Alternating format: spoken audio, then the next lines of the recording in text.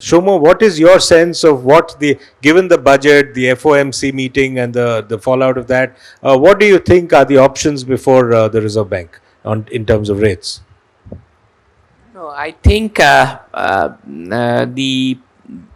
we are discussing earlier, it's an uncertain world, and the good thing is that inflation is now becoming less of a problem globally. US Fed have raised the rates lower. Maybe that gives an indication that the pace of rate hikes could be lower. It's a very difficult task in front of the Reserve Bank also. But my sense is that I think we are almost towards the end of the rate hike cycle, even in India, and maybe we may be in period for a prolonged pause, because the next couple of months inflation numbers are possibly going to surprise us. And the way I think inflation has behaved after reaching a peak of 7.8% last April, then declining continuously, surprising the markets on the downside. So I think we are towards the end of the rate hike cycle. Abheek, do you see a 25 bips or do you think that this will be the beginning of the pause? I do tend to agree with Shomo that this is possibly going to be the last rate hike and possibly a pause. But I think the RBI should watch out for inflation building up again, because what has happened with commodity prices, for instance, is that they've started turning up again. You just look at copper or steel and so forth. The other thing I seriously believe about inflation targeting is that when inflation numbers are coming down, you shouldn't just look at the headline inflation number. You should bother about what has brought it down, and in this case, largely vegetable prices.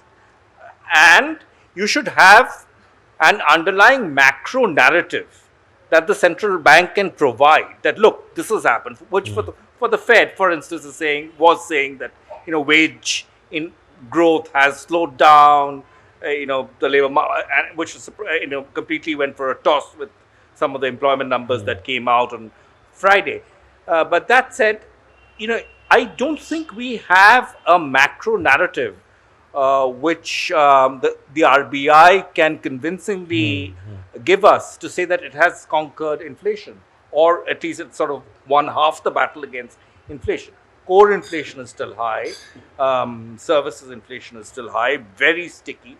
So in the absence of that, yes, maybe they can stop and wait for the past actions to sort of seep through and have some kind of an impact. But there is absolutely no scope for the RBI to signal that this is kind of the end and you can take it easy. And just see what has happened in the US markets, where the markets are now playing, as I said, a game of chicken with the Fed, because the Fed just, softened its stance a little and then the markets kind of pounced on it. Let's not have that, because that, the entire story could turn. Sure. Yes, sure.